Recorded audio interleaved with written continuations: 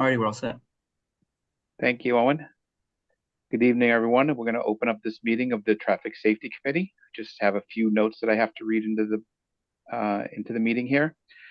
This open meeting of the Traffic Safety Committee is being conducted remotely pursuant to Chapter 2 of the Acts of 2023, an act relative to extending certain COVID-19 measures adopted during the state of emergency, signed into law on March 29th, 2023. All members of the Traffic Safety Committee are allowed and encouraged to participate remotely. The Act allows the Traffic Safety Committee to meet entirely remotely, so long as reasonable public access is afforded so that the public can follow along with the deliberations of the meeting. The public is encouraged to follow along using the posted agenda unless the chair notes otherwise. Members of the public who wish to view the live stream of this meeting may do so by going to Northborough Remote Meetings on YouTube via the link listed in the agenda. Ensuring public access does not ensure public participation unless such participation is required by law. This meeting will feature public comments. Members, when I call your name, please respond in the affirmative. Rachel? Here. Kate? Here. Lisa? Here.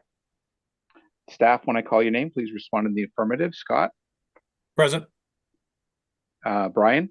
Here. And I'm going to try to let Tom in.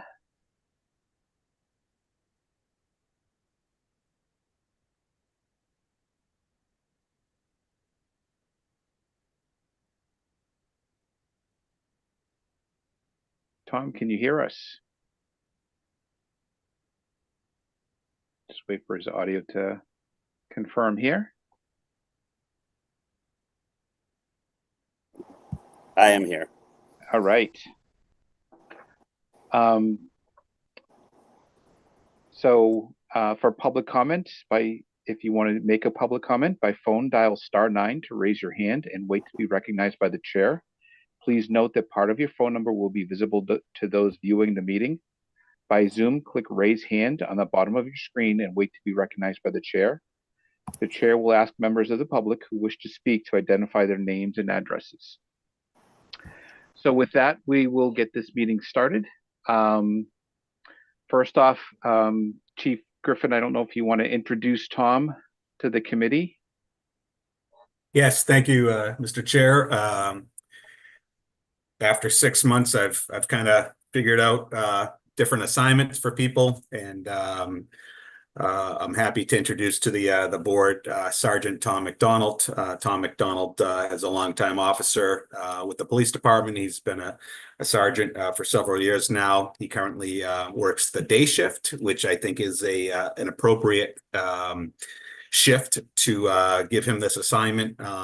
It's one of many assignments, but as the traffic supervisor, he is responsible for all things traffic. When I receive emails, or you all receive emails, eventually they get filtered down to Tom, who then makes a plan and gives out the assignments to the officers. So, for instance, we get an email for speeding vehicles on Brigham Street.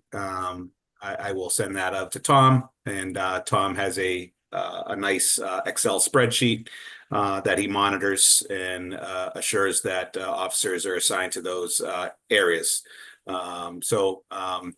He will also be on these meetings when I can't be here, or we'll be flip-flopping around. But anyways, happy to introduce Tom. Sergeant McDonald, thank you. Thank you for joining, and we appreciate the time you put into these meetings and into traffic safety. We know, this committee was formed because the town recognized that, not only car traffic, but pedestrian, bicycle, all modes of traffic are important ways for people to get around town. So we appreciate, Chief Griffin making this a priority and assigning you on this. So thank you. Yep, happy to be here. So with that, we'll get started on the agenda. I think the first item on the agenda we have is Brigham Street truck traffic. I saw, Scott, that somebody had sent in some pictures about or no, that's Lyman Street, so that's different, right? So what is the Brigham Street? Remind me. A resident emailed in about concern with truck traffic. We've received a few of those emails in the past from other residents. We've had a topic on our agenda ongoing for a little while. This one specifically asks for consideration of a engine brake or compression brake prohibition on Brigham Street.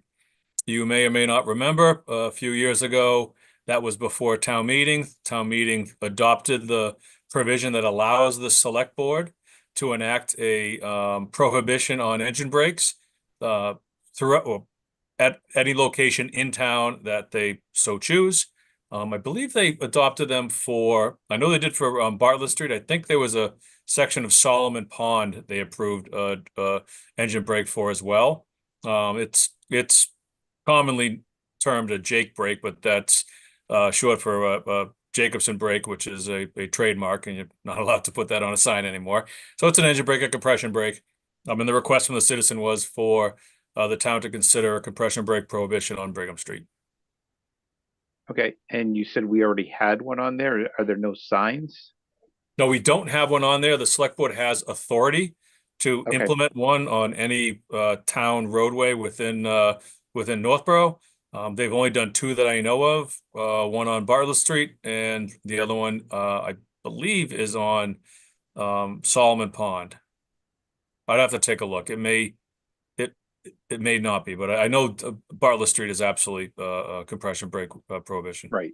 Yeah, that's the one I remember. Okay. So what do we need to do that? I guess, do we just need a vote and then recommend it to the select board? Yep. Deliberate as you choose. Have a formal action by this committee recommending the select board consider and approve a prohibition of compression brakes on Brigham Street from South Street to Main Street. Make sure I write this down so I can make the motion. Can always do a so moved if you want after I say it again. So you said South Street to Main Street, Main? yep, compression brake prohibition. And then our traffic enforcement and Sergeant McDonald can get out there in full force. Right. And we would need signs out there obviously first before we could really enforce it. Yep, we'll get the signs out there. So let me ask this, is there any reason why we shouldn't do that? No, they're in the event in the case of emergencies, they're exempt from the restriction. So, kid runs out after a ball, they can do anything they can to stop, including using their compression brake. But outside of that, they're not allowed to use it for simple decelerations. Okay. Members, any comment? I don't really see a downside to it, so. I absolutely agree. I don't see a downside to it. My question is for the both these police officers we have. Are they difficult to enforce? Have you been able to find anyone on Bartlett Street or the areas where they currently have a Jake brake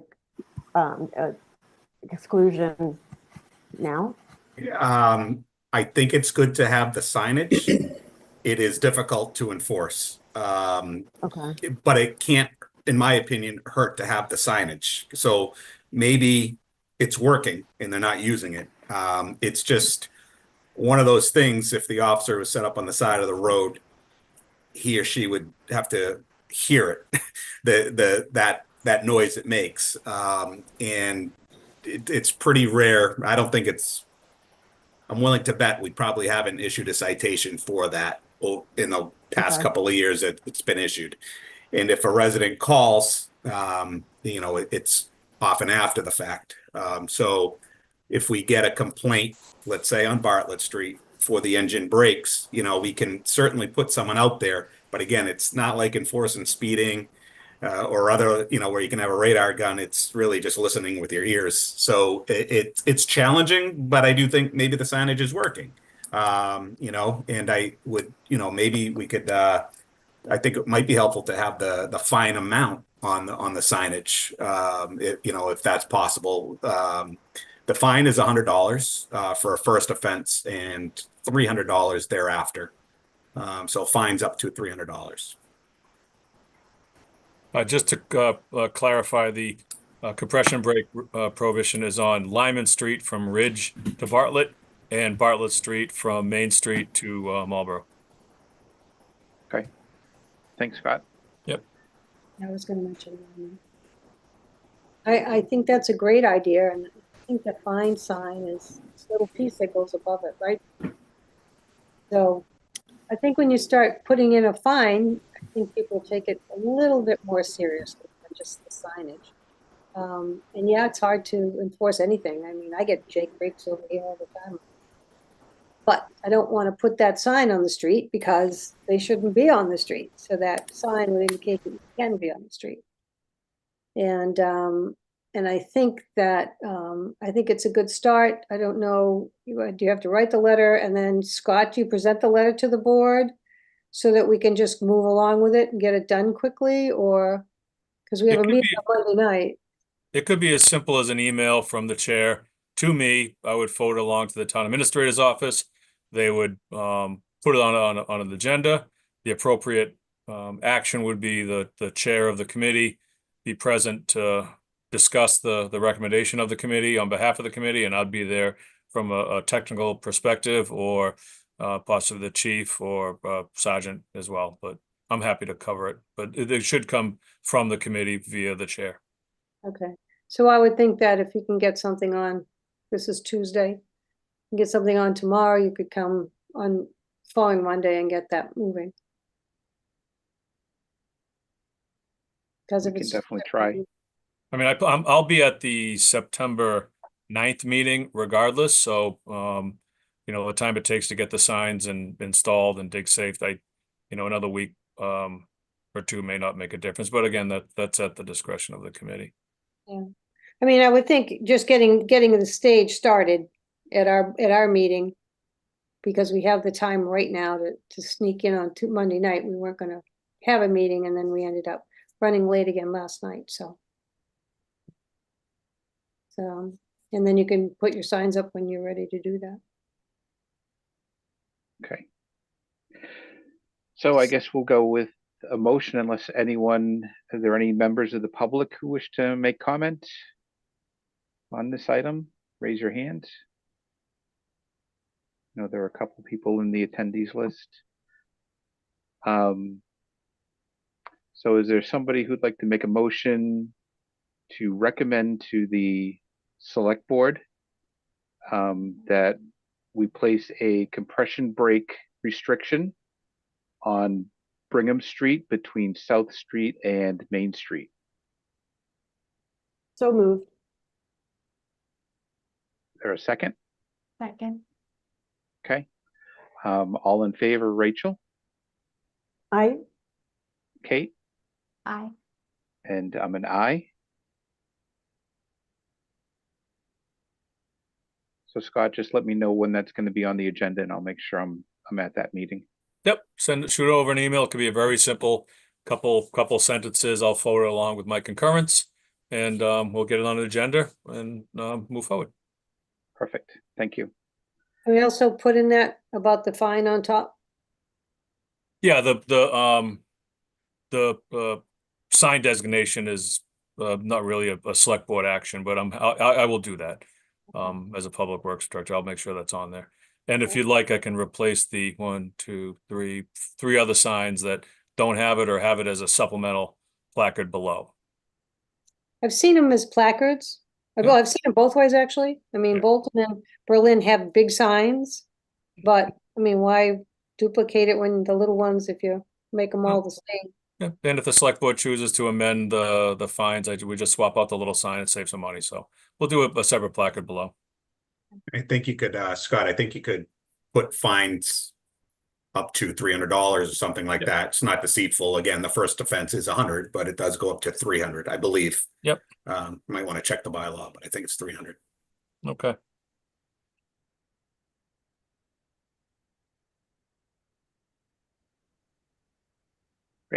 thank you.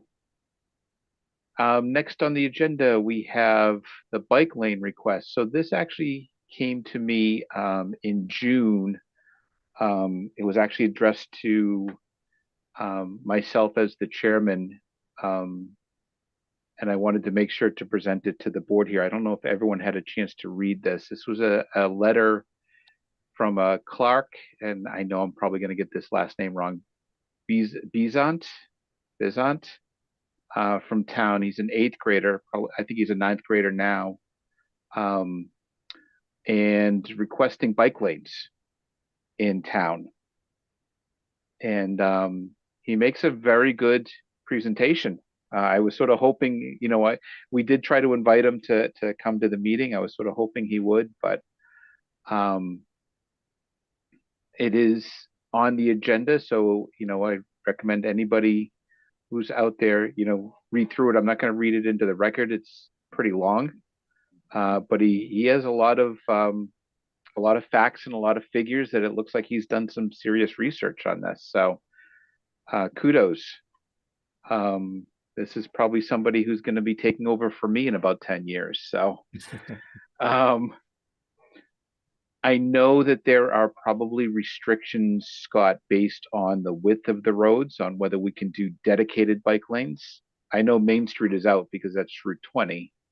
We would have to go through MassDOT for that, but and probably the restriction is probably restrictions on some of the roads we have here.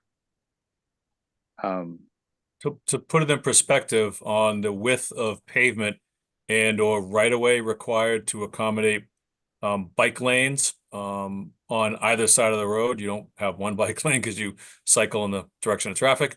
Bartlett Street is wide enough, with the exception of from Algonquin to the town line, with the exception of the Cedar Hill intersection and the Lyman Street intersection. Those intersections need to be widened slightly to accommodate Mass DOT compliant bike lanes. So that's the width needed. Right. As much as for dedicated bike lanes, as much as a dedicated bike lane from Main Street to Ellsworth would be wonderful. It's just not feasible to have essentially Bartlett Street paved down South Street. It just won't happen. Shared bike lanes are a different animal. We've seen those throughout the suburbs.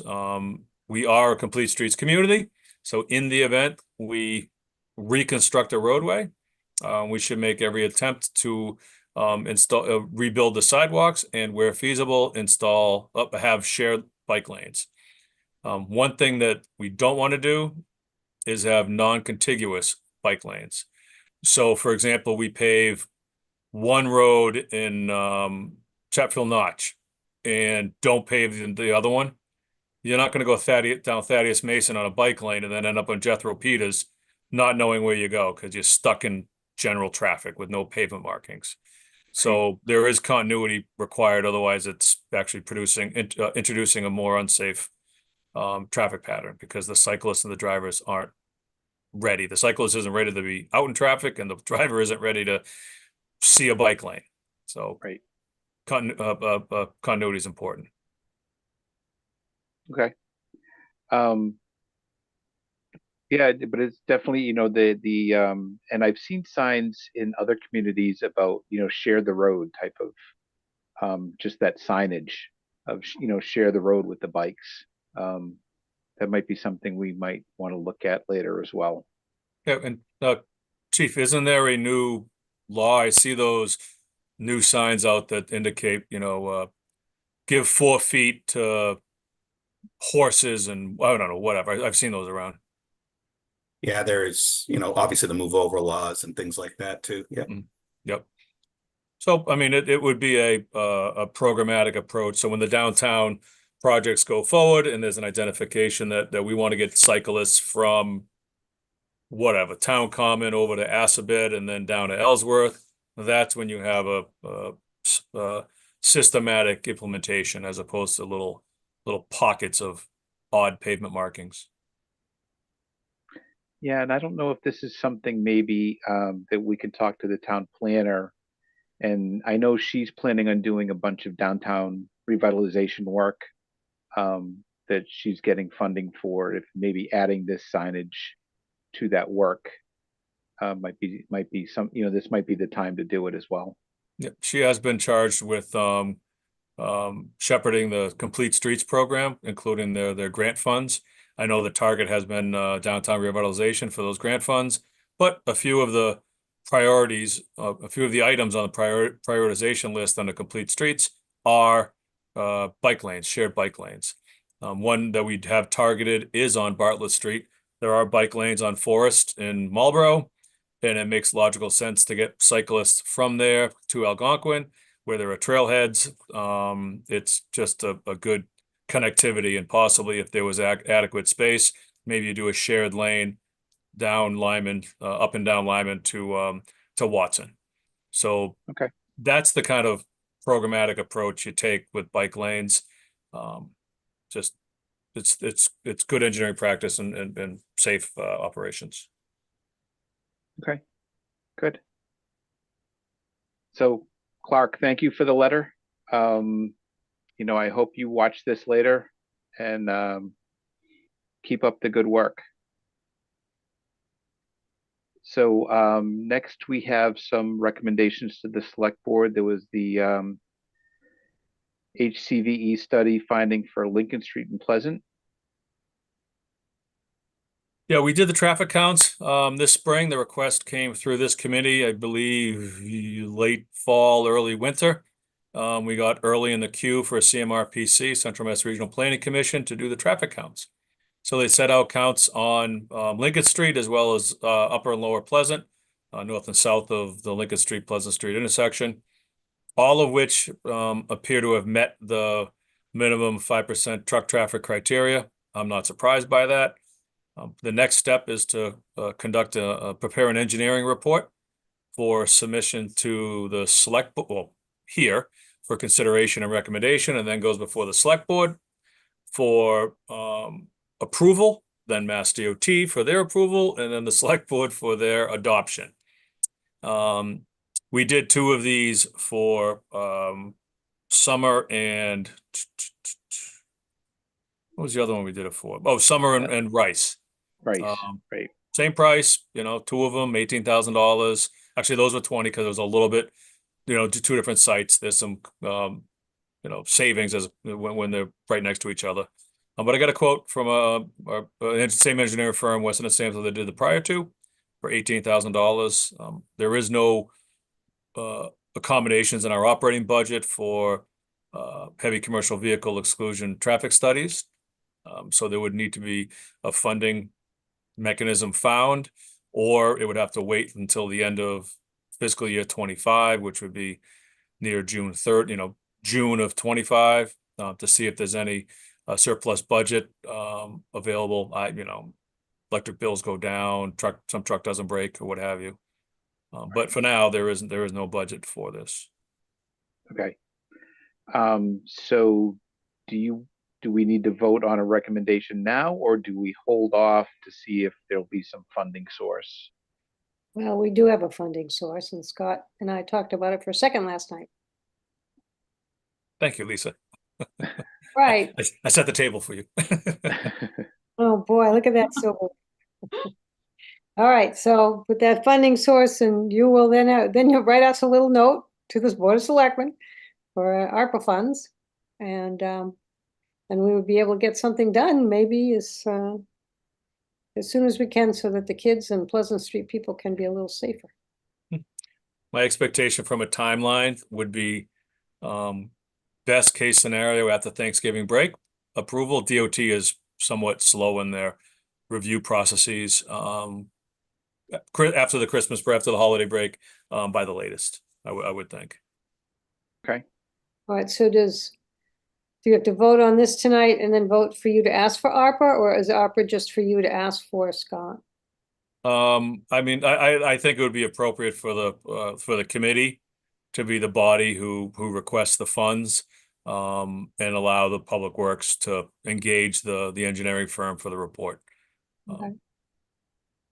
So do you want to vote and then send us a letter with that, Bill? Yeah, so we're just voting to recommend that this be done, but the select board is gonna actually make the, you know, the determination of where the funds come from as well as whether it gets done or not. Right, you don't have to worry about that, you just have to ask. Right. The board your board has voted on it, agreed to it. Now you're looking at funding, and could we put it on the agenda for the ARPA requests? Because they're going quickly, so. That'd be Okay. another thing that if you could get that done this week, would be good. Sure. Rachel, Kate, any comments?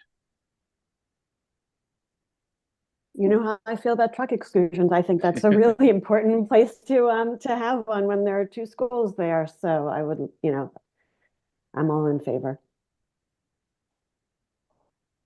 Okay. So do I have a motion to recommend to the select board to have a study funded for a heavy commercial vehicle exclusion for Lincoln Street and Pleasant Street study to be completed through whatever funding source that they recommend In the amount of $18,000. in the amount of $18,000. Thank you. Yes, I would say for ARPA money, and call it an engineering study. Well, I don't want to dictate the funding source. That's for the select board. Do we need to ask the select board to use the ARPA funds? Because if we do, then we do. That's. Well, Maybe but if this is saying- if it's not available, I don't want it to just go away. We've already set it aside, but we have to go through the motions of making the vote. Okay, Okay. then we'll amend the motion to add using the ARPA funds. And So making it an engineering study. Yeah, no, I did say engineering study. Okay, moved by Kate, second. Yes. Second, Okay, all in favor, Rachel, I, Kate, Aye. and I'm an I. Okay, the second item you have here is the townwide traffic sign inventory and evaluation in lieu of guardrail update. So this committee discussed at the last meeting about signs, what their conditions are, where they are, should they be replaced. So I did receive a quote from our pavement management consultant who also does our guardrails and sidewalks. They survey every other year. They drive around the entire town and reevaluate all of our roadways to update our pavement condition index. While they're doing that, we have it built into our operating budget for them to capture some other form of data. One year they did guardrails, another year they did sidewalks, another year they did culvert head walls, culverts and head walls. We did pavement markings another year, so we have all this rolling data. What we have not done are signs yet. I do have them under contract this year to reevaluate the guardrails because that was last done in 2016. That was our first secondary data set we acquired. The signs, in my opinion, they can wait until the next drive around. I'd like to get a better grasp on our guardrails. As signs are deemed to be inadequate, damaged, we replace them. We do not do a reflectorized evaluation of our signs. I'm willing to bet that a lot of them have lost a lot of their reflective characteristics or what have you. So that's one thing that would be captured. It would result in a lot of signs that need to be replaced, which is fine. It's good to know rather than not. But I don't, from my opinion, I don't see any urgency in doing that. I can easily do that in 2 years. The difference is the signs are a little over $11,000. The guardrails are like $3,000 because the data is already there and it's just a matter of updating it. So I'm more than happy to amend the scope this year with some supplemental funding, or wait 2 years, build it into the operating budget and do it then. So you originally had it that it was going to be done in 2 years, right? Correct. Yep. That's the way it is right now. Okay. Signs, Okay, Kate.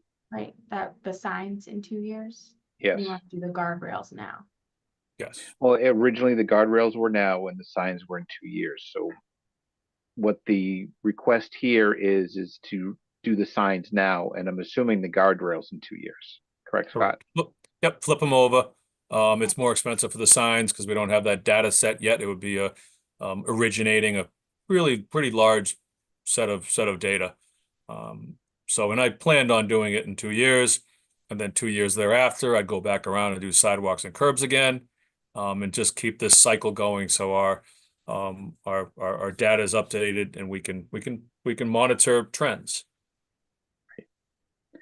And you said you already had one done of guardrail, right? So you have Yes. an initial data set of guardrail. You just Yep, don't have an initial data set of signs. Yeah, in 2016, we had that done. What happens is, throughout the years, car accidents occur, insurance companies get involved, guardrails get replaced.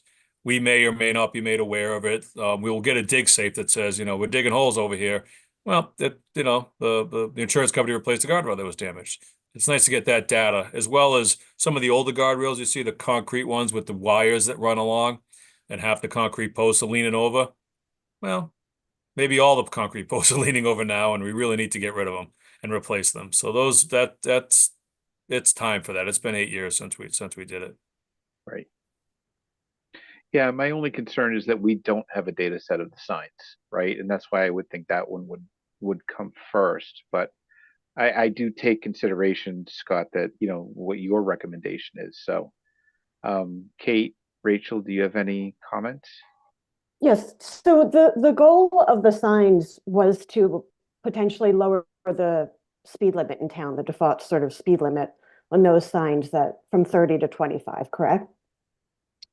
No, that was a different topic. The signs were specifically related to lack of reflectability. Oh, okay, because I thought, and non-compliant. So if you're driving down the road and you see a little 18 by 24, 30 mile an hour speed limit sign, that's not a compliant MUTCD sign. So that could result in some concerns when it comes to its viability, we'll say. Signs need to be in accordance with the regulations. And some former directors a long time ago would pop up signs just about anywhere. So it'd be nice to have that inventory, also correlate it with our bylaws. Any stop sign in town needs to be approved by the select board. It'd be great to have a data set that says, hey, here's 24 stop signs that were never adopted by you. I don't want to go out there and remove them and, have accidents happening left and right. But we could go to the select board and say, please consider approval of these 24 stop signs that were not, properly authorized. Yeah, and I think one of the reasons this came up was there was a talk of a no parking sign somewhere that we weren't sure if it was really authorized as no parking or not, right? And so, gathering that inventory and then making sure that we have the records to back it up was one of the items that came up. What neighborhood was that in, Chief? Do you remember where that No. residential parking only was? Oh, that? It was down It's off of Hemlock. Hemlock. Hemlock. Oh, that's right. That's right. Yeah, oh my gosh, don't take my sign away.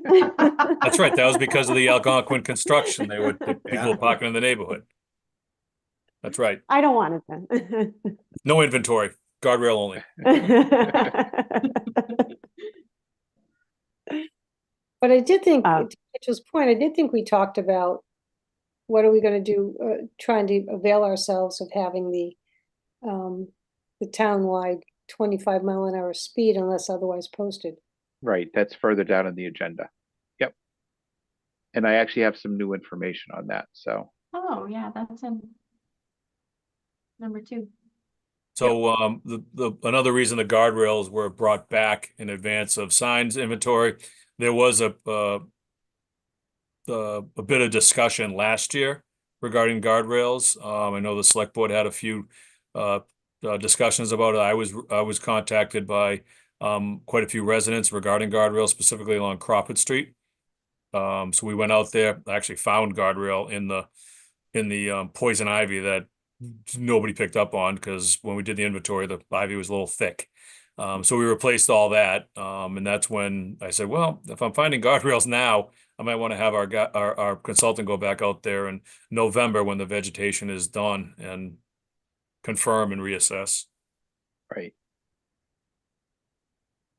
No, I do remember that conversation as well. And I think there were some others on whether guardrails could be placed in certain spots around town. Yep.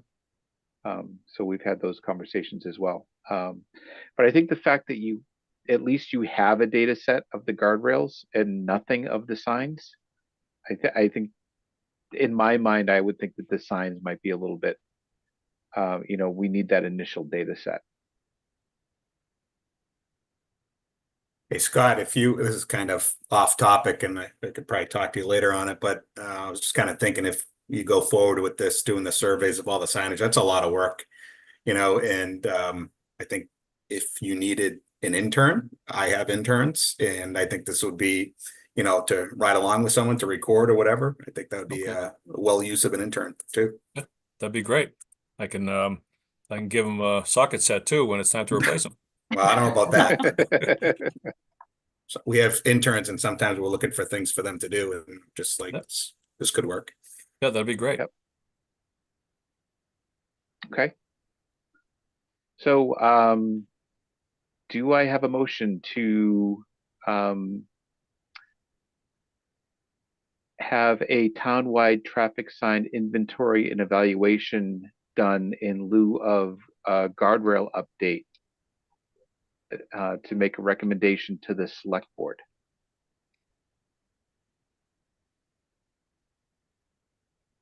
So moved. Okay, Second, okay. All those in favor, Rachel? okay, I'm gonna go with Scott on this, and so I'm gonna go with a no. But I do hope we do get the sign evaluation, the next go round. Okay. Kate? So I'm sorry, I'm gonna need to back up for a minute because I'm confused as to what we're voting on and why we're recommending something other than what Scott is recommending. I'm only bringing it up because we don't have an initial point of inventory of signs, and we do of guardrails. So in my mind, the signs would be more important so that we can at least get that initial point. But if you don't, While if we, you, and I feel, I mean, I'm sorry, I feel like we can accommodate a dedicated drive around next year to do it, but it's far more expensive. It's much more cost effective to piggyback one inventory with another. So we're not going to evaluate all the town roads next year. Doesn't make sense to do it every single year. We do it every other year. So the next inventory would be done in 26, and which could include what have you for a secondary data set. Doing a standalone drive around next year would be very expensive to capture just signs. It's better off to capture other data at the same time. so since we do have the police here, I'm just wondering, do you feel like the signs can wait until the next go round, or do you feel like they're contributing to any accidents that might be prevented? Again, I would probably go with what Scott thinks is a need. If it hasn't been done in a while, I do think I'm a big fan of signs. I think signs do help and do slow people down or just visibility. So if he thinks it's a good idea, I would absolutely support this. Something to consider, and if it's okay with you, Mr. Chairman, to take one item out of order, just as it pertains to this topic. We do have consideration of a town-wide speed limit reduction. I know, Bill, you had indicated you have some additional information. It does require local adoption of a state law. I don't know whether we've taken that, adopted that law. If we have not, it would likely require town meeting action in order to lower the speed limit townwide to 25, or to authorize the select board to create 25-mile-an-hour zones.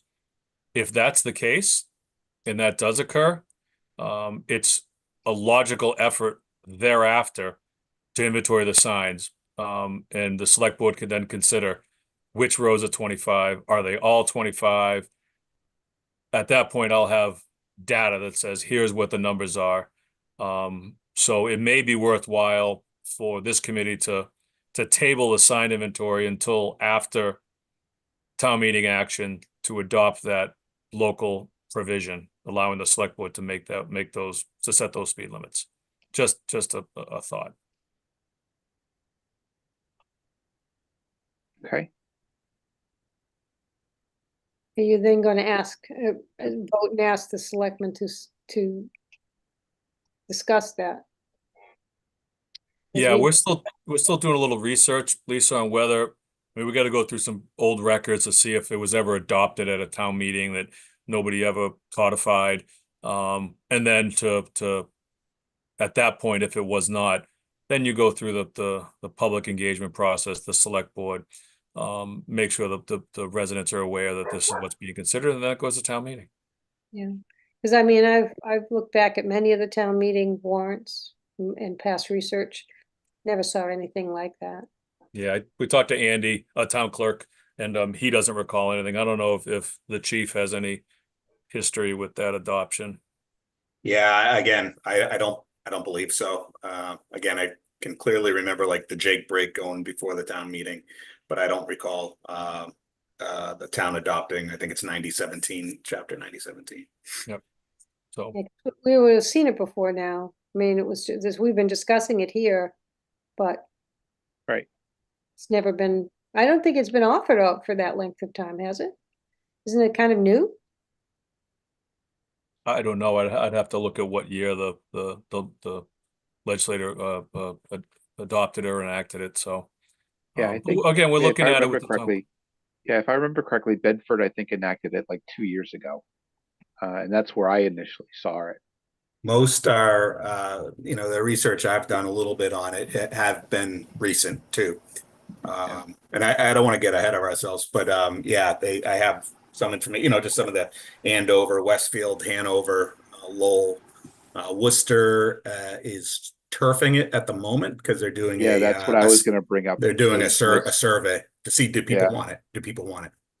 Hmm. Yeah, that was what I was going to bring up, was the survey from Worcester. I thought that was really interesting that an entire city would do that.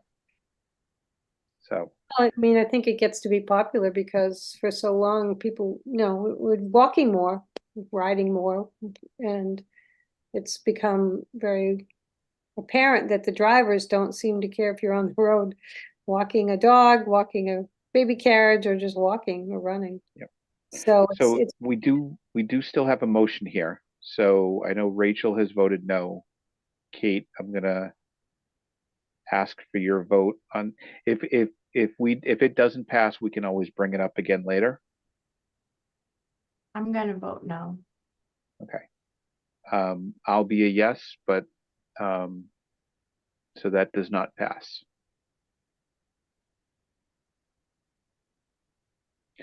So given that we're already talking about the speed limit reduction, why don't we just continue with that? We'll move that up in the agenda for now.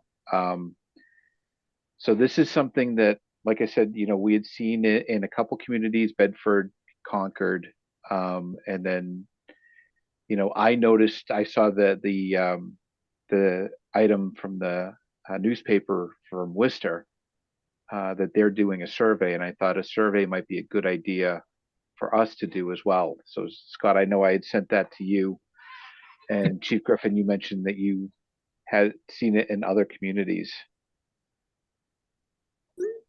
Yeah, again, just you are hearing it more and more. Yeah, the Worcester, I was kind of surprised that they just didn't act on it, but they wanted to see if people wanted it. Clearly, if we were to go this route, I'm very supportive of this measure. Anything to bring down people's speed is a good thing. It would take, it can't happen by just snapping your fingers. There's got to be a lot of public notice and PSAs from us, letting people know that this is what it is when you come into our town, and if you're going over it, this is what you could be cited for.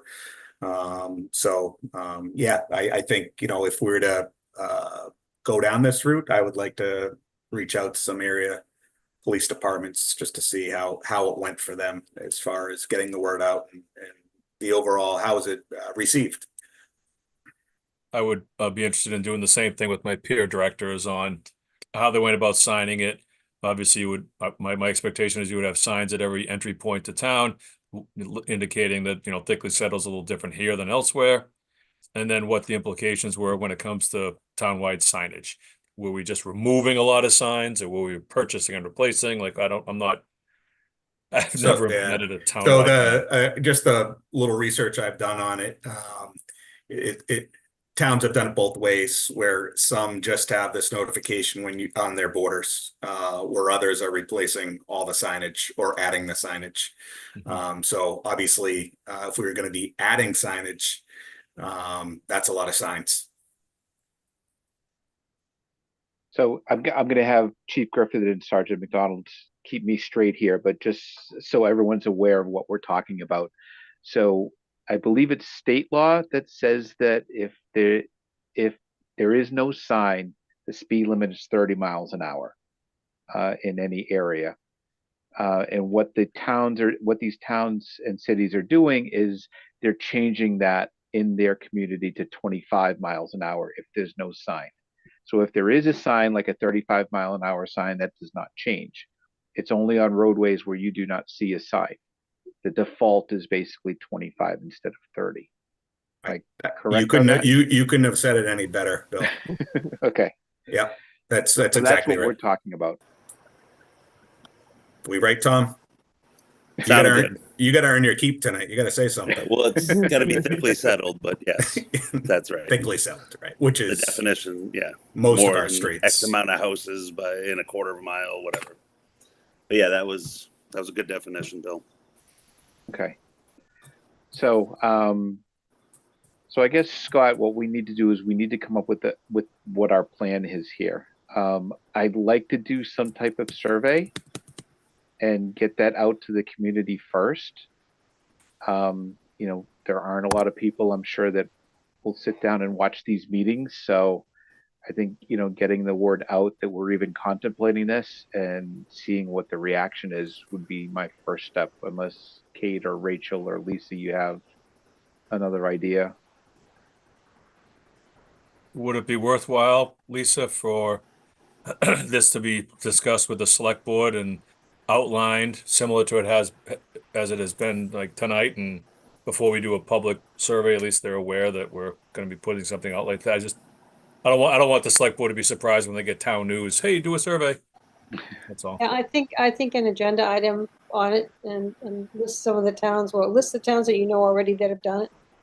And it could be either presented by you or by the chief. We could do a cover memo. I could prepare a memorandum with the chief, get it over to the committee for independent comments, and then get it on the select board agenda in the, you know, coming meetings, if you'd like. Or Tom could come, since that's his new position, right? To what? To the selectmen meeting. To the selectmen meeting to tell us what you're looking at. Well, the thing I guess I was just trying to figure out, you're saying if it's not posted, it automatically becomes the 25, but if it is, that stays? Well, I Because think, like I'm thinking of like the Northgate neighborhood where Northgate's a 25, but nothing else in the neighborhood's posted, so that's technically all 30. So it would make everything in that neighborhood a 25, correct? yes, Right. which would be good. I think that's a great. Right, but a street like Howard that's posted 30, it's going to stay 30 Stay no matter 30. what. Correct. All right. Although Yeah. Maple might come up, because the only reason we have signage is because a couple of chiefs ago, I said, there's no signs on our street. He goes, okay, you just put stuff up. Right, like I think Summer Street's the same way. It's posted as like a 20 or Winter Street rather is like a 20, which Yeah. I don't think But, legal technically, but yeah, so maybe we have to try to get some of the other ones that may not have been put up legally. yeah. It's something to think about. And that's a really good point, Lisa. And in that where there are streets that are signed right now for 30 miles an hour, this gets enacted, the entire town is 25, except for that one that's 30. How do you reduce that from 25 to 30? Public Works Director doesn't go out there with a sawzall and cut the sign down. We should have a process recommended to the select board to go before and what have you.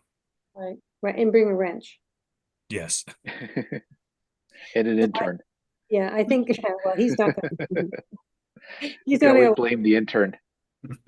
but I think that's a great idea, especially, if I can talk out of turn for a minute, we gotta, were you gonna tell him the news, Scott, about last night?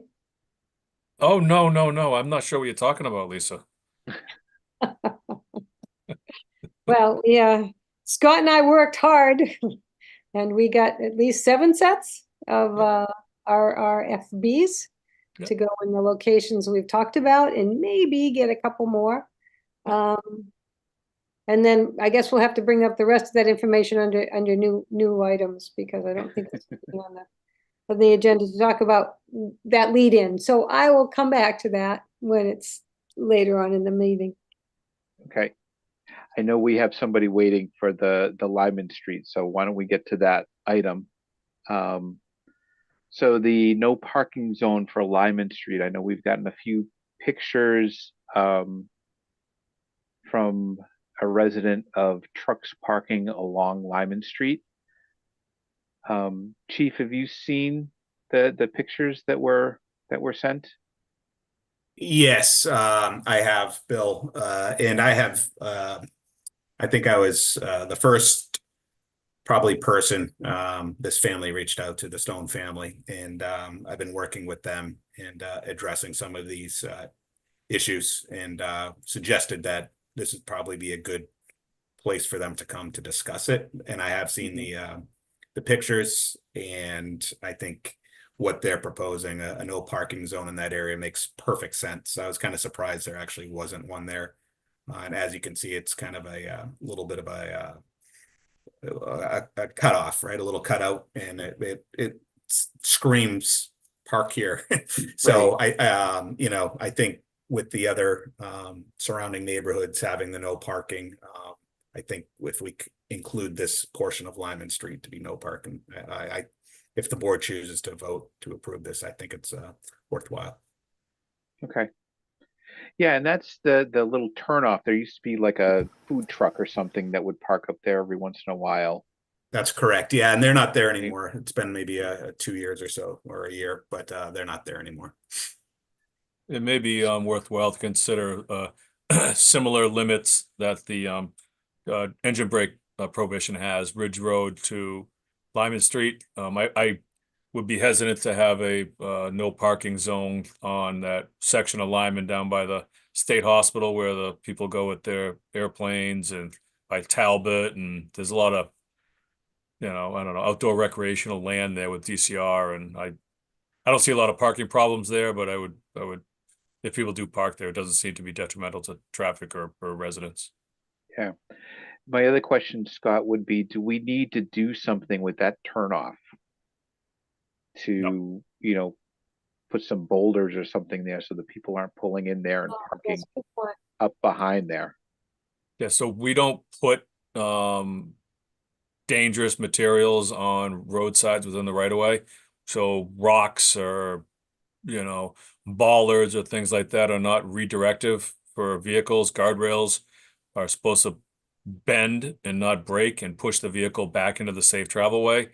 Rocks just cripple and crush vehicles. So if the Stones decided they wanted to put something on their side, which they already have, you see the rocks on the corner.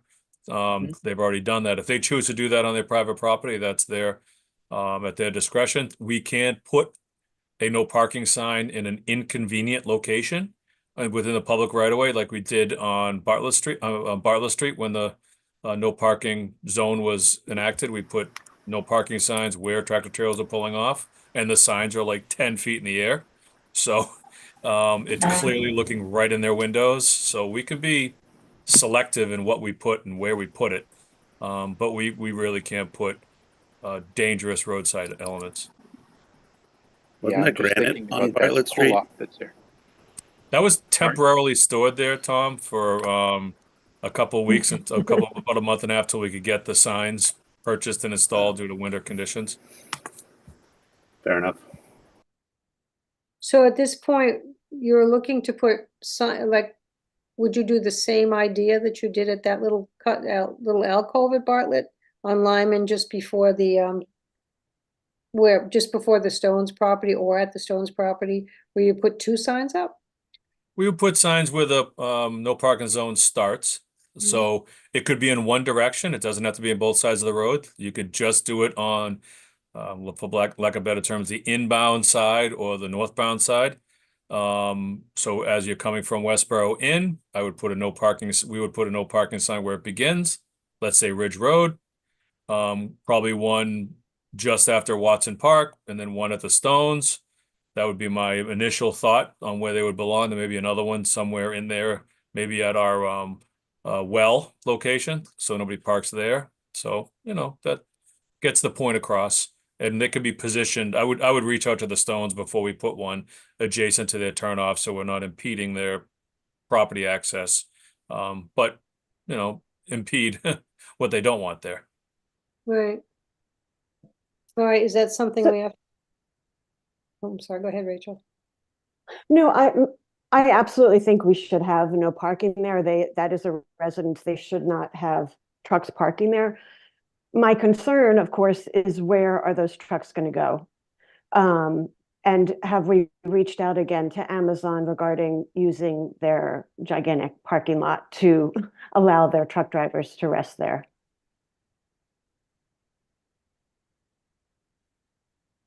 I have not. I prefer they just park on Hayes Memorial. It's a nice wide road. It's in Marlboro. That's a great spot. It points right at Amazon.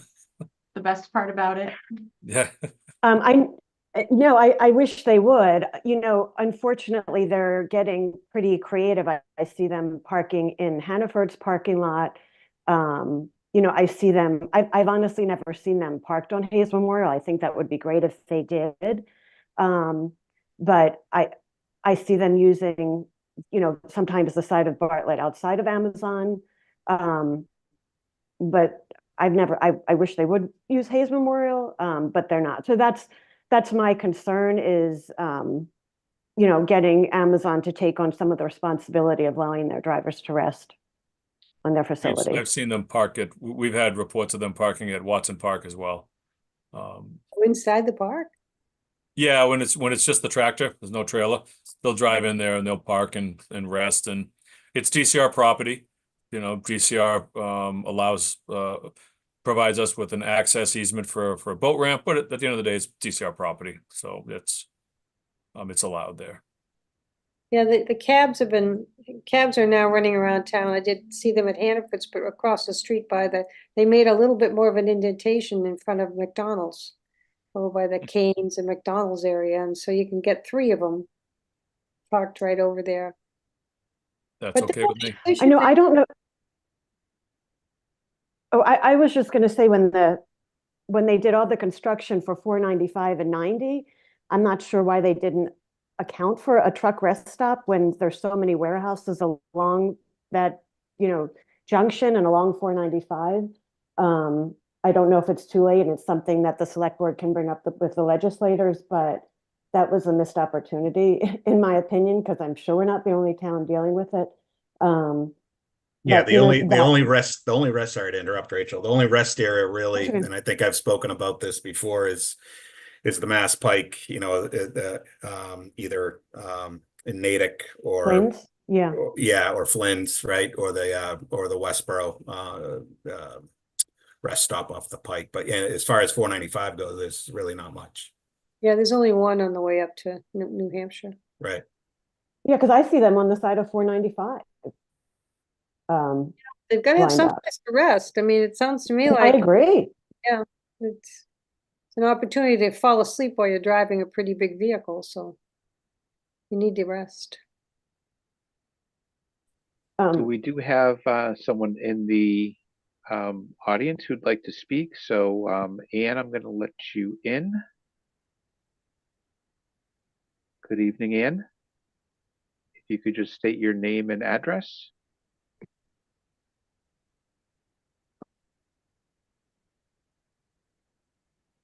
Can you hear us?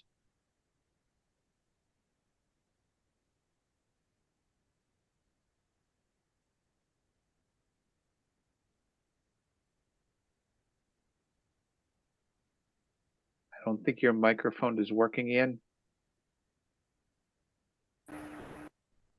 Oh, Are you able to hear me? we Oh, can yeah. now. Yeah. Okay, sorry about that. Yeah, I was getting all these pop-up buttons telling me to do this and that. So, yeah, my name is Ann Beckstrom, or otherwise known as Ann Stone, and live on the corner of Bartlett Hyman Street. And I was going to um, basically say the same thing that Rachel was bringing up regarding could we not go back to Amazon or FedEx to see if they might have spots where the drivers could park and rest, because I do agree it's important that they have a spot to rest, so long as it's just not right beside my property when they're idling for hours at a time. And I'm also wondering, I had heard back in one of our meetings around Bartlett Street, truck drivers from months ago, that they're not allowed to idle for more than 15 minutes in one spot. Is that true, or I don't know I'll let if Chief Brian Griffin knows, answer that. Is there an idle limit? I don't believe so. Scott, you might know that more with the trucks. Yeah, I there's supposed to mean, be a 5-minute idle limit oh, there you for go. commercial diesel vehicles. A lot of the newer ones have sort of a regulator for that, where they turn off for 10 minutes, turn back on, so the batteries maintain. But they're not supposed to idle for long durations. I don't know if it's a civil offense or what the enforcement is, but I do know that the newer trucks have an idle restriction governor on it. Yeah, because I believe the ones that have been parking over there on Lyman Street have been just idling for, hours. So if we could put up a no parking sign on that street, it would be wonderful. And as you know, it's even way more narrow than Bartlett. So I think it's warranted.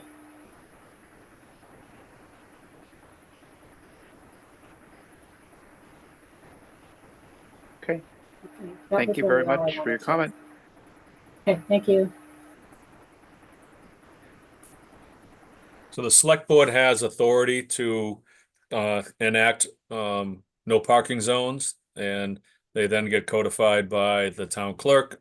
And the process would be again for this committee to make the recommendations to the select board, and likely send an email from the chair to me. I'll get it to the select board, get it on the agenda, and the select board can then consider and approve, and then we can erect signs. I would reach out to the Stone family before installing one adjacent to their property on Lyman Street.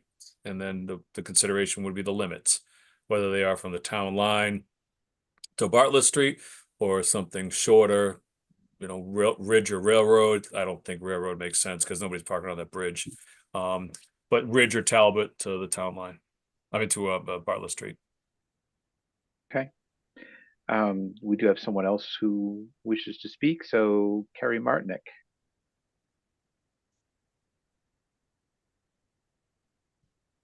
Hello, can you hear me okay? Yes. Okay, great. Thanks for letting me in. Carrie Martinick, 101 Bay Drive. I just wanted to, first of all, lend support to Anne and the Stone family. I'm obviously, or not obviously, a member of the planning board and have sort of watched them suffer for quite a long time in their spot and just really continuing this fight for years and years. So I think it's great that this committee meets and is open to the conversation and all that. The one thing I would just say is, I would just hate to force the parking onto Stirrup Brook and other areas. So I don't know to what extent we can kind of lend protection so we don't solve the problem in one area and shift it to a new area. Although we hope they park on Hayes Memorial, it sounds like they're not. So how do we kind of protect that entire area from a holistic point of view? And certainly, meeting the no parking that Anne's suggesting, but also just considering those neighborhoods along the way that also suffers quite a bit from either traffic. I don't know if there's a whole lot of parking there's parking that happens on Stirrup Brook, probably not to the same level, but a big problem for sure. So just wanted to lend my support and bring up the neighborhoods around that area as well. Thanks, Carrie. Yeah, we had talked a couple months ago about trucks parking on I think it was Stirrup Brook, right? Yeah. And that, you know, we were contemplating doing a residential parking type of area. I thought that was settled, it wasn't? I don't think so. I think the difficulty with the no parking, it would then be difficult when someone on Stirrup Brook has family or friends over. That was the where we were kind of running into an issue, and that came back to the whole Hemlock Drive with the residential, you know, which we found out really wasn't enforceable anyways. It just although there's no reason for a tractor trailer truck to be on Stirrup Brook. 100% agree with what Carrie was saying. As far as the signage, though, it just becomes difficult for an enforcement standpoint. Who belongs there? Who doesn't belong there? That's the challenging thing. One neighbor dispute that causes the everyday Yeah. call every time And there. we haven't I think, you know, to go back to Rachel's question and Ann's question, when we did have our little summit, if you will, with Amazon, you know, that was probably back in maybe February or March, and you know, they had briefly mentioned that they were considering, you know, they were looking at potential property for some sort of rest area. So I will reach out to our contact there to follow up on that. I kind of know probably what the answer is going to be, but I'll report back at the next meeting what they have told us. But we haven't received many complaints in a while about tractor trailer trucks on Stirrup Brook that we've received any complaints on. I'm not saying it's not happening, but I think, you know, it's not often, which is good. It should never happen, but I just a little concerned with putting the signage up there. Yeah, and I would suggest that, you know, anyone who has a problem in town with tractor trailers parking in an area that they don't think they should belong in, please contact the police, right? You know, it helps us as a committee when we have, you know, Chief Griffin being able to correlate all this information, gather all this information so that we can then make better decisions. And I think, yeah, that's true, Bill, you know, and I would just encourage the residents to call us, even though it doesn't say no parking, we can certainly go up there, have a conversation with the driver and move them along. And generally they're going to comply. They're not going to say, oh, I don't see, why can't I park here? We can usually have a nice conversation with them and they'll move. Ann put her hand back up.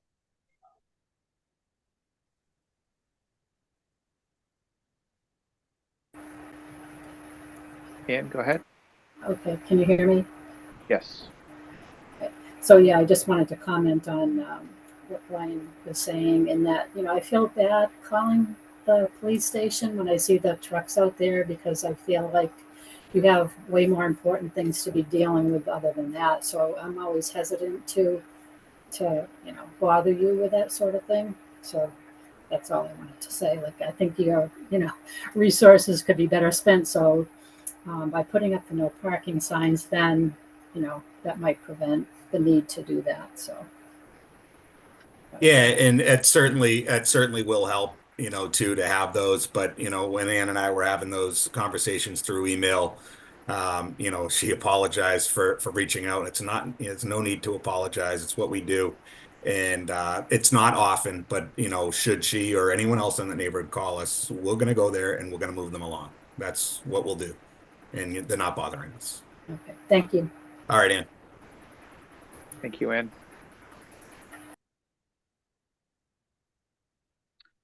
So, Scott, what do you need from us? Is this just another motion for a recommendation to the select board? Yes, motion to recommend to the select board a no parking zone. My thought would be, it would be, and correct me if my directions are wrong, Tom, northbound on Lyman Street from Ridge to Bartlett. I'm trying to picture a map in my head. I think Lyman would run east-west, wouldn't it? That's east-west. That part of Lyman is east-west. isn't So it? you're talking about the northbound side of the street? Is that what you're saying? Not northbound travel? Yeah, exactly, yes. Right, yeah, North- northbound side of the westbound travel, right? Same thing. Oh, that's actually Lyman Street goes dead north in that section between Ridge and Bartlett. I'm looking at our GIS mapping. Really? So yeah, believe it or not, it goes dead north. It's almost like a north arrow. West. Hmm. So the Ridge- northbound lane of Lyman Street from Ridge to Bartlett would be signed for no parking.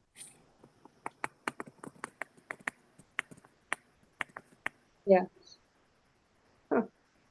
So what does Ridge say? East-west? Ridge is, yes, it's a east-west road with a kind of a southerly direction. If you'd like, I can show you. Nah, well, it's kind of like how 20 is east-west and 135 is technically east-west, but they tee together in the center. It's Right. certain Yeah. sections of it change. You only got So- 4 arrows. You might as well pick one Yeah. that's close.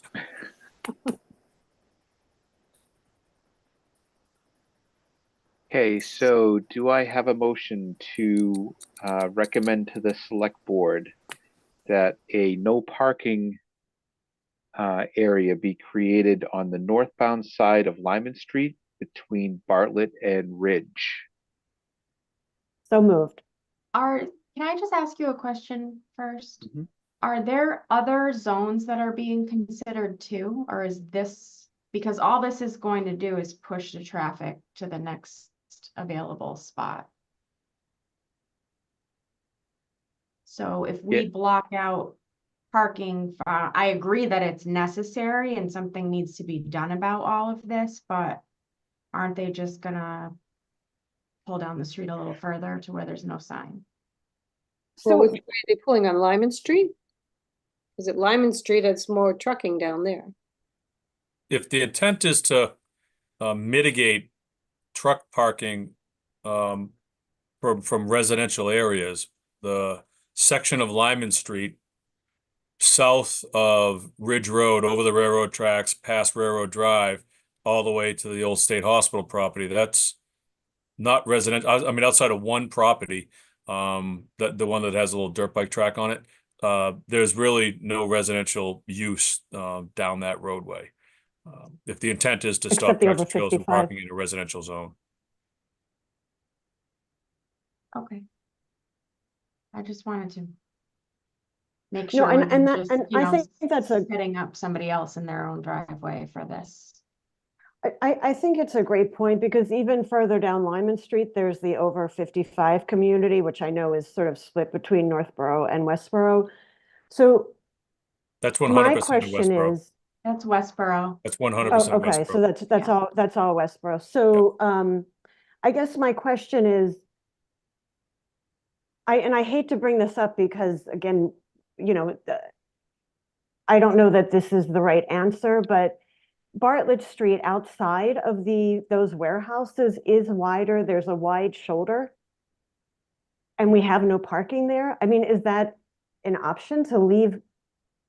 If Amazon's not going to cooperate, whether they can park on that shoulder of Bartlett Street, I'd rather see them there than on, you know, other areas of Lyman Street.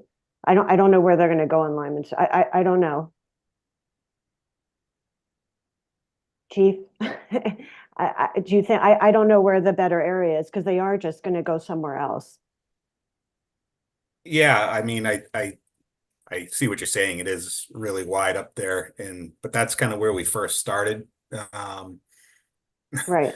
We started, you know, up at the top of the hill and have been working our way back. And to Kate's point, you know, where are we pushing all these people, all the trucks?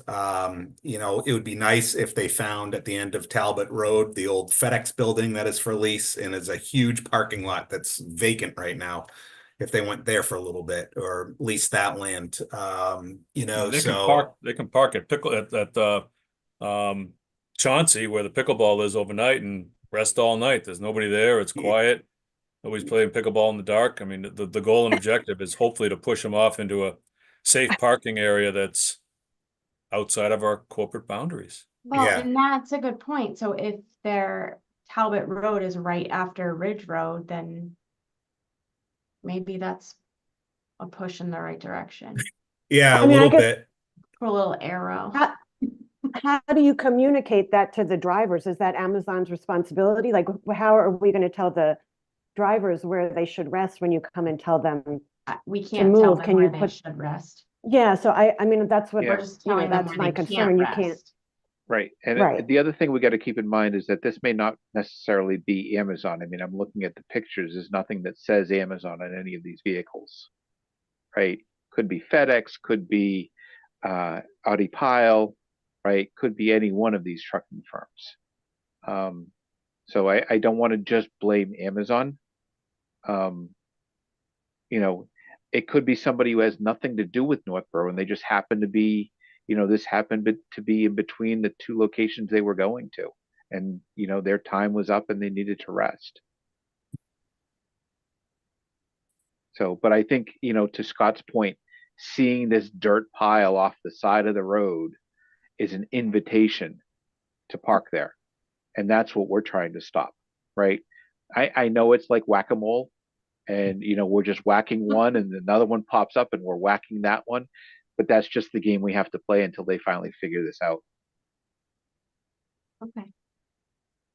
And I think Lyman Street is so narrow. I've never seen anybody park on Lyman Street up by the 55 in Westboro or any of that. It's a narrow road coming around the corner. It's probably not the best street to park on. Talbot, I think there've been people parked on Talbot. I don't know that there's a lot of traffic on Talbot, but you can't really tell them to go park in the warehouse. It's empty because that land does belong to someone. If something were to happen, Right. Yeah. it would issue. So we do have a motion. Do I have a second? I'll second. Okay. Roll call vote. Rachel, I, Kate, Aye. and I'm an aye. So we'll make that recommendation to the select board.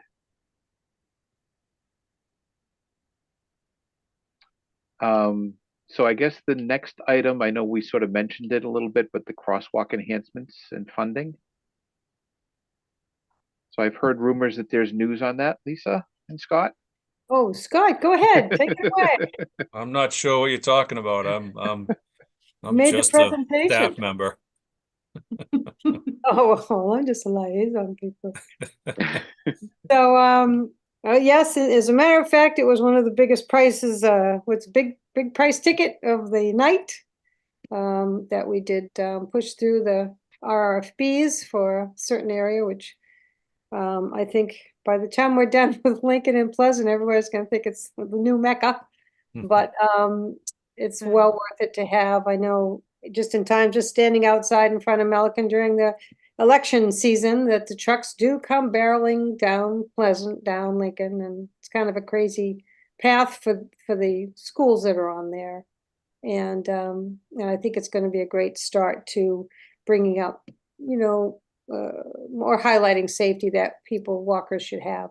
Because it's interesting, if you don't push the buttons, people still don't seem to stop. If you're standing there waiting to go across those crosswalks, nobody stops. You got to put the lights on for them to actually go, oh, I'm supposed to stop. So yeah, that's, you know, thank goodness it's in the motion now to get what we have going on. We talked about this for a while, and I think it's great to be able to be one of the champions of the cause.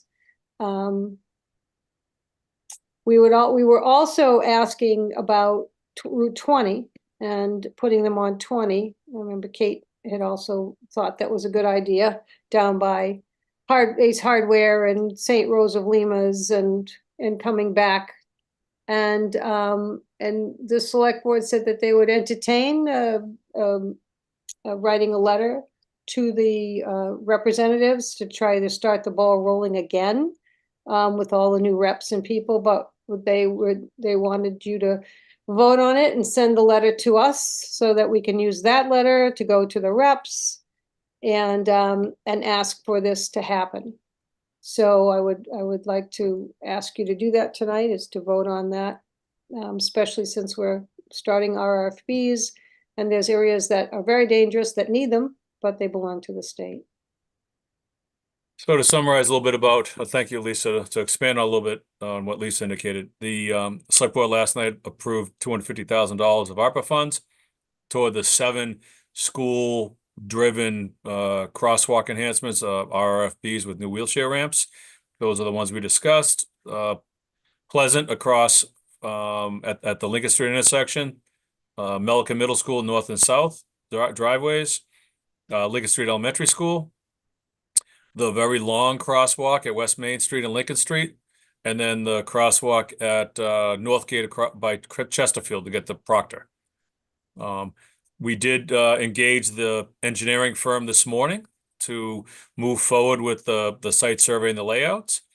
I confirmed with our paving contractor that they are willing to engage a change order to complete the work. That does a couple things. One, it solidifies once the change order is completed, some unit prices, so we know exactly what it costs to put one in, put a wheelchair ramp in, and the like. Also, it allows us to streamline the process, meaning we don't have to go through a formal bidding process. We can just implement it through a change order. I also requested an update on the materials quote from the vendor this morning. I expect to receive that either tomorrow or the next day. So we're trying to get the ball rolling as fast as possible so I can get some hard numbers in hand. In the event, and I fully expect the cost to be well below the $250,000. Any surplus funds could go before the select board to either go back to ARPA for reallocation or be allocated toward other similar crosswalk enhancements. We discussed one last night at Davis, across Davis at Indian Meadow. I know this chief and the prior chief had interest in the crosswalk at crossing Church Street at Lower Pleasant. So there's an opportunity to go beyond just the 7 that this committee recommended and the select board approved last night. And I'd like to put Zay on that list, because I think that there are a lot of people who do that walk around and at the cemetery come Yep. over to where the church school is. That I is think- fantastic. I just want to say that's fantastic news. Lisa, did they include the crosswalk on Maple and Brigham on Route 20 when you talked to the legislator? Was that part of the We will. request? We will. Oh, good. So, Okay. you know, I think we would probably open-end it to be any of the crosswalks that we do have on 20. Just because of, it's a really busy street. I'm surprised that we have to jump through hoops, but we're willing to do that. And I think that even though in the past, you know, a lot of things have changed, the Marlboro contract is all done. And so there's some new bodies coming in, and I think a bigger push to have greater safety for people. So yes, that would certainly be one of the ones. That one, and I mean, hopefully, if that were ever to come about, the one by Pine Haven over to Northborough Shopping Plaza, that Yeah. is that is a dangerous one too. People are just not stopping there either, and I agree. Z School would be good, and also that church at Lower Pleasant because of the kids going downtown after school, and obviously crossing Church Street. Yeah, like to see that today. I thought we had put that down. Are we doing that No one? one stops there. That's part of my running route, and Yeah, no one stops there. isn't When that we what? discussed- Church at Lower Pleasant. When we discussed that at the prior meetings, that segment was part of the complete streets improvements. The sidewalk along Z School is in horrific condition Oh, when you go yeah. from Washburn across the culvert, which is a non-compliant sidewalk, all the way over to that intersection. That was identified as a priority route under the Complete Streets program. So the idea was to hold off on that, see if the Complete Streets funding goes toward that, and if it does not, as I indicated before, we have one RRFB assembly in the operating budget per year that has not been allocated to any specific location for FY25. So in the event money does not come available, there is one funding mechanism for one set. So this committee could consider that once this ARPA process plays its way out. we can discuss it over the winter on where that one set could go, and we're happy to implement that at the committee's discretion. That could also be one on 20 as well. But to get back to the church in Pleasant, I thought one of the original requests was down by the church at Pleasant, when you're on Church and you take a left to go down Pleasant to get to Lincoln. So you're saying there's two entrances of Church on Pleasant on Church. The approval is to get across Pleasant Street at Lincoln Street. So the sidewalk on Pleasant Street is across from Lincoln. It's on the Yeah. other side of the road. So Yeah. students from Melican cross at the north crosswalk, which is the driveway closest, the entrance driveway at Melican. They go across there, then they walk down Lincoln Street a little bit, and then they have to go across Pleasant and then take a right and head toward Church. So that one where they go across Pleasant will be RFB'd. The one prior will be RFB'd. The funding approval last night does not include going across Church Street from Lower Pleasant to the Howard Street side. In the event there's extra funds available, that would be one of the sites to consider. Z School as well. Davis at Indian Meadow was another one that we talked about. I mean, the list unfortunately grows and grows and grows the more you think about town. But those are the priorities that have been discussed recently. Right, yeah. So I mean, I think we need to put that as a priority. That's a dangerous section, and I thought I saw a Church and Lincoln on that 7. Because there's an extra one on Lincoln that was put in, you said, because of the rec. Church and- You mean? Yeah, Church and- there's two at Melican. The north one, which is closest to Pleasant, middle school kids get out of school, they run across the street there, they go across Pleasant and they run down to town, like the chief was saying. In the summer, the recreation department runs programs at Lincoln Elementary School. They leave Lincoln Elementary School, they walk up Lincoln Street, and then they take a left across Lincoln Street to get to the Melican Fields, which is the exit of Melican's parking lots, the southerly entrance. So that's often used by the recreation department to get across. Yeah, I that, think because so, we if it hadn't wasn't- discussed. That wasn't one of the ones we had talked about, I don't think. And It although it's was. a great idea, I'd almost think the Church Street one would have been more important because you get more activity. This is a summertime project, and we could put that later on Lincoln. I don't remember that being the main reason. I think that we decided that both exit and entrance of Melican have to have those lights, because if you have one set that has the lights and you're coming across the first crosswalk, you're not going to see it. So there are plenty of kids who leave Melican and walk home in the other direction towards up Lincoln Street to Pine Haven and that sort of thing. So The crosswalk enhancement memorandum that was provided to this committee on March 4th indicates 7 locations: Lincoln Street Elementary, Melican Middle School North Driveway, Melican Middle School South, Pleasant, south of Lincoln Street, Northgate, west of Chesterfield, Lincoln Street at West Main, and Lisa, you're right, Church Street, west of Lower Pleasant, which is the one you're talking about. So that's the 7. Lincoln, 2 Melicans, that's 3. okay. Pleasant, right at Lincoln Street, that's 4. Church down by Lower Pleasant, that's 5. Northgate, that's 6. And then West Main Street, Lincoln is 7. So Lisa, you are correct. That is the one of the 7. Thank you. Yep. I know I'm getting Good. old, but it was a Well, day. Lisa and Scott, I appreciate you guys keeping on this and getting that done. I know that was a large amount of funding, and it was something that came up in a simple conversation in one of our first meetings, where we found out that Lincoln School didn't have a crossing guard at one point, and that's sort of what started that conversation. So I appreciate you guys finishing that off. And yeah, you're right. I mean, this is the start of this project, and I'm sure there'll be others.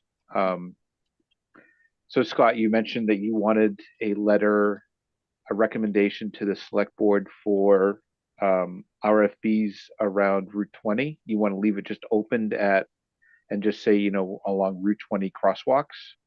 Well, at this point, the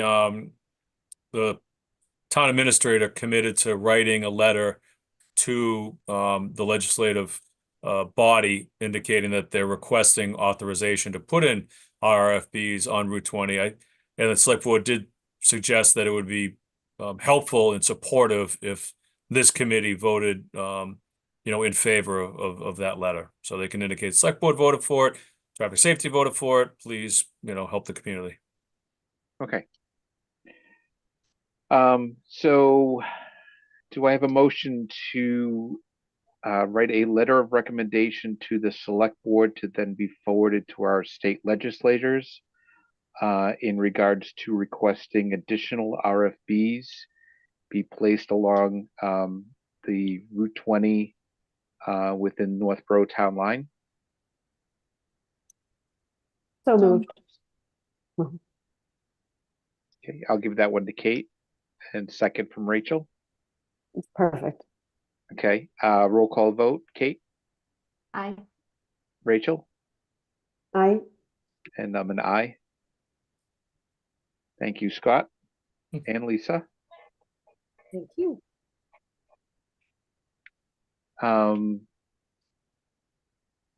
So I know the only other item we have is the heavy commercial vehicle exclusion for Brigham Street. That's probably going to come up later on, Scott, when we get some more time from CMRPC. Yep. Okay. At this time, I'll open it up for any public comment. There's no one in the attendees list, so you can move on from that. We have the meeting minutes from June 20th. Does anyone have any comments on the meeting minutes or request any? Oh, go ahead, Scott. I have a comment. We have a new administrative assistant in the Department of Public Works. Oh, Rachel smiled quickly. So I'm fired. minutes, if you're willing to absolve yourself from preparing minutes in the future, Rachel, It's gonna be our a tough staff is one. happy to do that for you. I That appreciate the works for help. me if you guys are okay. Yes, thank Good. you. Awesome. So Bill, Okay. could we do a list of what you're going to request from the select board? So when I get there, I'll be, oh yeah, I remember that. I think it's 4 or 5 Here's the- things. Yeah, here's the list. Let's see, we've got the heavy commercial vehicle exclusion for Lincoln Street and Pleasant Street engineering study. We did not approve the sign inventory, so that one is not going in front of them. The no parking zone for Lyman Street.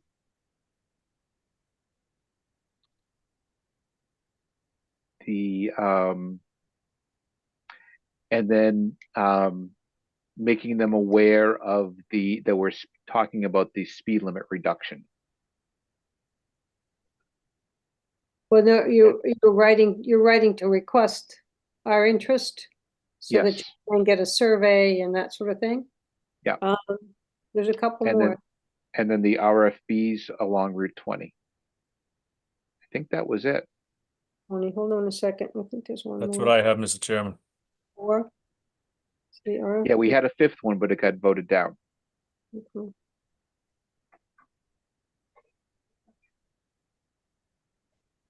And the RFPs are going to be for the reps to hear from us. Correct, to the state reps. So we're just making a letter of recommendation.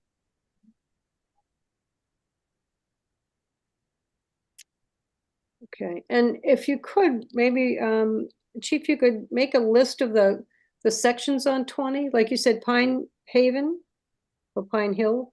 Yeah, Pine Haven to the Northborough shopping plaza. You just sit there daily, and it's very dangerous. Is that the one you were talking about, Kate? I used to live off of Pine Haven, and my it is. son wanted to walk over to the store all the time, and I would never, you can't. Yeah, yeah. So Yeah. it's good to hear Pine Haven because I'm, we have a Twin Pines or something on the east side. I'm like, oh, okay, that's on the west side. Is that Tall Tall Pines. All Pines, right. Yeah. Mhm. So is there anything, I mean, we know Maple Street. We should, I'm trying to think, also on Route 20, as far as crosswalks go. You know, obviously the further west you go towards Northborough Shopping Plaza, that's pretty well marked and there's lights there, so that's not an issue. I don't What about the one like down on between the center of town and CrossFit? There's a crosswalk there. there's a across, couple, like, there's, by School Street, maybe? yes, there's one on School. Well, there's also one right in front of the town hall. Right, so those two are not a Oh, bad, maybe that's what I'm talking about. Yeah. but School Street does have one to cross over. And not lights, but it's already painted. Right? Is there one at the end of Maple too? Yes, yeah, we have Maple. Over Route 20 there? Wow. And then we have, I think there's 2 or 3 at that shopping plaza. So the one that you talked about, isn't there one by There's one by the There's- church elderly too. housing or the senior housing? There's that St. traffic light one. Roses? Is it St. St. Roses to Roses. the That's post right office? where Pine Haven is, St. Rose and the end of Pine Yeah, Haven. it's just the one, I believe, from Pine Haven to like basically right at Nicky D's. There isn't one up by the post office. Yeah, so there's The one next at, one's the one at the light at Lincoln Street. there's one at Town Hall. There's not one at School Street. I'm on GIS right now looking. Everything else is signalized through downtown.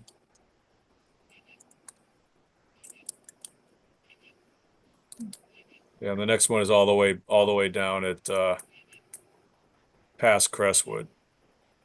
So the one at Crestwood that has a traffic light, and then there's the one that goes across at St. Rosa Lima, and then there's another one that goes at Pine Haven. Yes, I thought St. Rosalima had one, which so wouldn't be a bad one either, because, you know, people definitely walk from the church to go over to Jolly Rogers or whatever on a Sunday morning. Yeah, so two at the plaza, one at Town Hall, one at Maple and Brigham. And anything on the east side at all? I don't think so. I'm trying to remember. I think they're all at intersections. How about when the time comes, when we get Allen Street sidewalk in? To have that Yeah, cross, there's one, there'll be no one needed at East Main Street. Yes, there'll be a crosswalk needed there. And in the event there's adequate funds, we could always have an RFB set put there as well. because I think that's a good start. All right, Yeah, that's it. Everything else is at a signalized intersection. okay. Okay. Good, great, thank you for Yep. the reminders. So, do I have a motion to approve the June 20th meeting minutes? Moved. Second, Okay, all in favor, Kate, Aye. Rachel, aye. and I'm an aye. So let me see here. Next meeting is September 10th, correct?